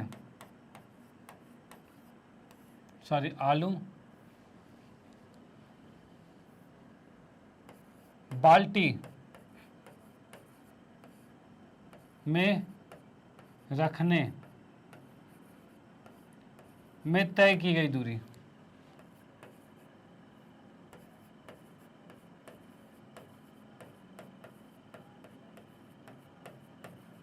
भाई यहां पर हम क्या लिख रहे हैं, प्रथम आलू जो है बाल्टी में रखने के लिए तय की गई दूरी जो क्या है, तो भाई 5 मीटर गई और उठा के वापस लाया, मतलब 10 मीटर होगा।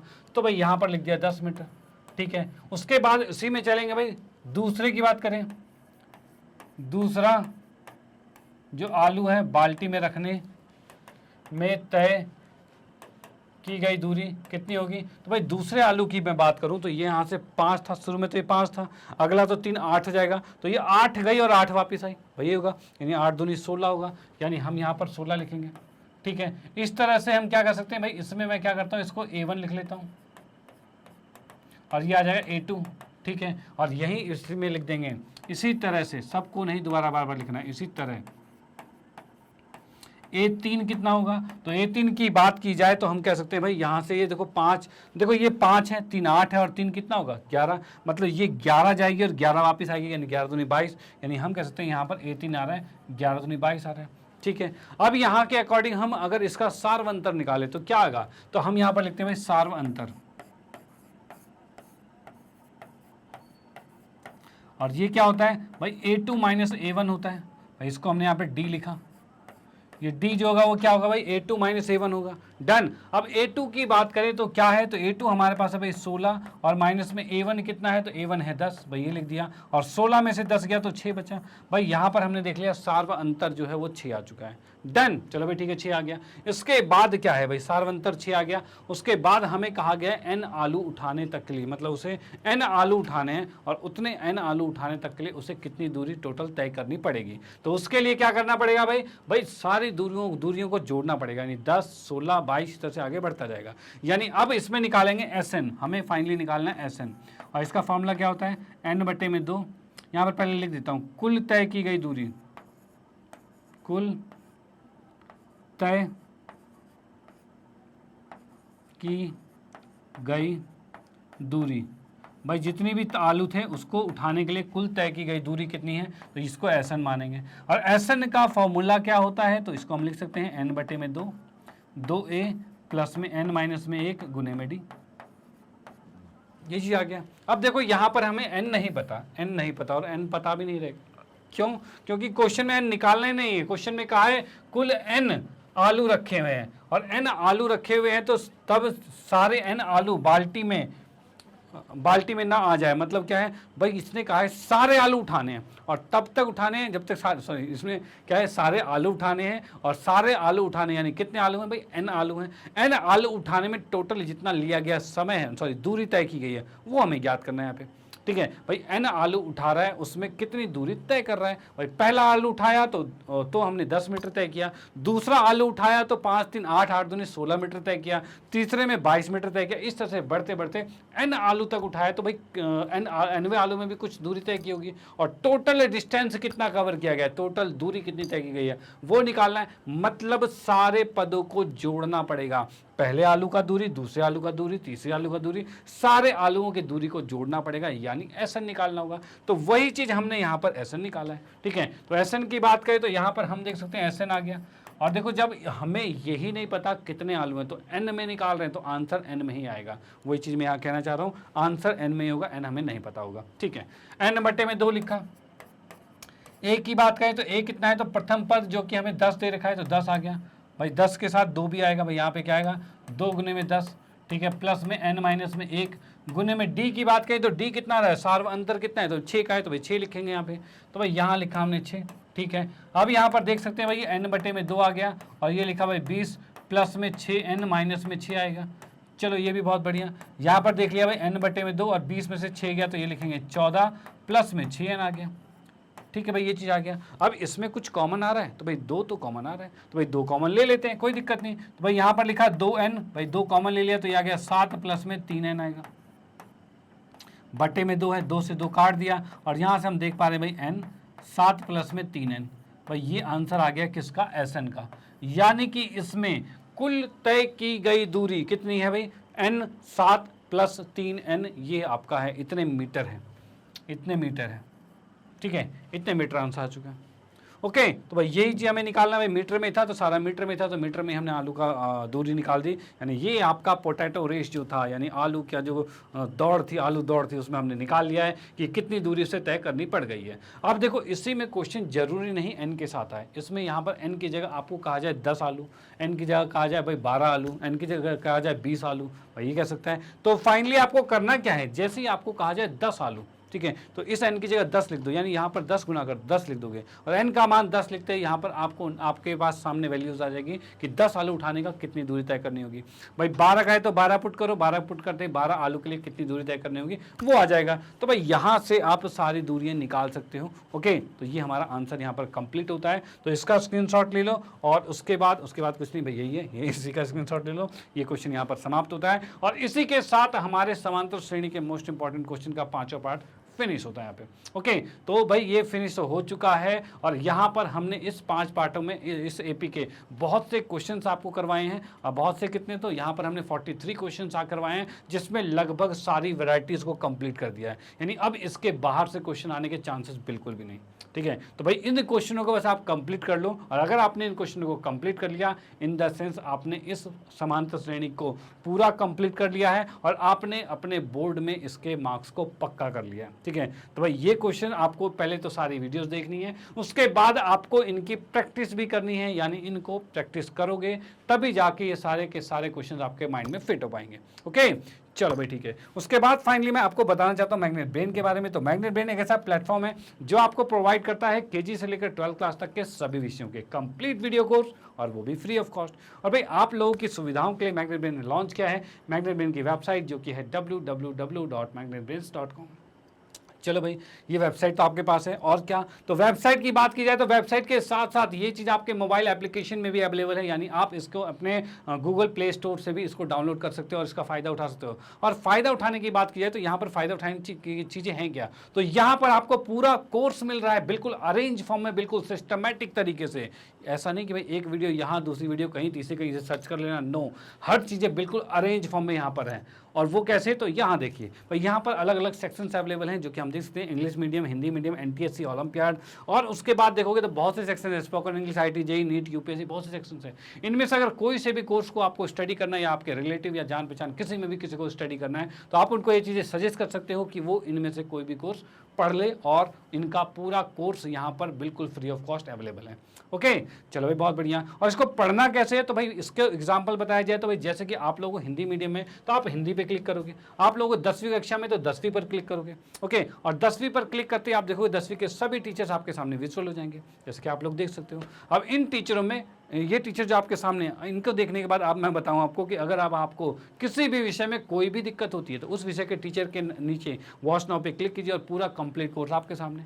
और वो कैसे, तो मान लो आपको मैथमेटिक्स का पूरा कोर्स देखना है, तो भाई मेरे सामने यहाँ वॉच नाउ लिखा हुआ है, वॉच नाउ पे क्लिक कीजिए और क्लिक करते ही आप देखोगे इस तरह का इंटरफेस दिखेगा, जिसके अंदर आप देखोगे पाठ्यक्रम परिचय, वास्तविक संख्या, और भी बहुत से चैप्टर्स यहाँ पर अवेलेबल हैं। अब इन चैप्टर्स में है क्या, तो चैप्टर्स की बात की जाए तो जैसे आप किसी भी चैप्टर, जो भी चैप्टर आपको पढ़ना है उस पर क्लिक करोगे, क्लिक करते एक वीडियो की लिस्ट खुल जाएगी। और वीडियो की लिस्ट की बात की जाए तो उसमें सबसे पहले आपको मिलेगा उस चैप्टर का एक कॉन्सेप्ट वीडियो, जिसके अंदर उसके बारीकियों से लेकर बारीकियां तक के बिल्कुल हर चीजें बिल्कुल एक्सप्लेन तौर पे बिल्कुल समझाई गई है। यानी कि अगर आपने वो कॉन्सेप्ट वीडियो देख ली तो उस चैप्टर से रिलेटेड सारी आपकी जो दुविधाएं हैं, सारी जो दिक्कतें, वो सब दूर हो जाएगी और उससे रिलेटेड जो भी क्वेश्चन होंगे बड़े प्यार से आप समझ पाओगे और उसको कर पाओगे। ठीक है, चलो भाई ये हो गया। उसके बाद और क्या है, ये कॉन्सेप्ट वीडियो के बाद आपको मिलने वाला है भाई एनसीईआरटी का पूरा सॉल्यूशन, जिसके अंदर आपके उदाहरण, परिमेय या प्रश्नावली जो है, प्रश्नावली के सभी क्वेश्चन, हर चीज़ें बिल्कुल बेस्ट तरीके से आपको वहाँ पर समझाई गई है। चलो भाई बहुत बढ़िया। उसके बाद जैसा कि आप लोगों को पता है आजकल एमसीक्यूज़ का भी जमाना आ गया है, तो भाई एमसीक्यूज़ भी जरूरी है। तो एमसीक्यूज़ की बात करें तो एमसीक्यूज़ की पूरी सीरीज़ भी यहाँ पर अवेलेबल है, वो भी वहाँ पर अवेलेबल दिख जाएगी। उसके बाद मोस्ट इंपॉर्टेंट क्वेश्चन, उसके बाद बहुत सी चीज़ें भी मिलने वाली है। तो भाई साथ में बने रहिए और इसका फ़ायदा उठाते रहिए। ओके, तो यानी अब आपको कहीं भी बाहर जाने की कोई जरूरत नहीं, कोई भी कोर्स परचेज करने की जरूरत नहीं, हर चीज़ बिल्कुल बेस्ट क्वालिटी में यहाँ पर आपको मौजूद करवाई गई है। ओके, चलो भाई, तो यहाँ पर इसके बाद आपको इसका फायदा कैसे उठाना है, तो भाई इसमें आपको भाई जो भी चैप्टर उस पर क्लिक करो, क्लिक करते जो वीडियो आएगी उस पर क्लिक करते इस तरह से वीडियो को प्ले कीजिए और उसका फायदा उठाइए। डन। ओके भाई, इसके बाद फाइनली मैं आपको बताना चाहता हूँ मैग्नेट ब्रेन ने जो हिंदी मीडियम में कोर्सेज लॉन्च कर रखे हैं 7वीं से 12वीं कक्षा तक के सभी विषयों के कंप्लीट वीडियो कोर्स यहाँ पर अवेलेबल हैं। तो भाई इनका फायदा आप तो उठा रहे हो, तो इन चीज़ों को आप अपने फ्रेंड सर्कल में, रिलेटिव में या फिर कोई भी जान पहचान में जो इन कक्षाओं में पढ़ते हैं उनको ये चीज़ें सजेस्ट कीजिए, जिससे भी उनको भी इसका फायदा मिल पाए। ओके, तो इसी के साथ फाइनली मैं आपको कहना चाहता हूँ अगर वीडियो आपको अच्छी लगती है तो इसको लाइक कीजिए, न्यू है तो सब्सक्राइब कीजिए और शेयर तो आप करते रहिए। Okay bye, thank you.